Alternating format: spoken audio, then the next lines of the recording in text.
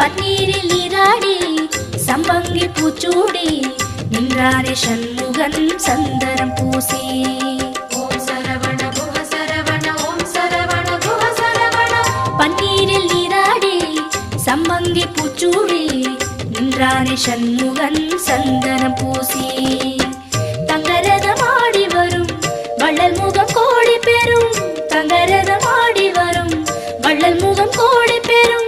வள்ளல் கரத்தாலே வாழ்வு வரும். குஹன் என்றாலே சுகம் என்றாகும். குஹன் என்றாலே சுகம் என்றாகும். பழனி மலையில் பழகும் உறவில் பாசம் பிறக்கும். ஷண்முகநாதனை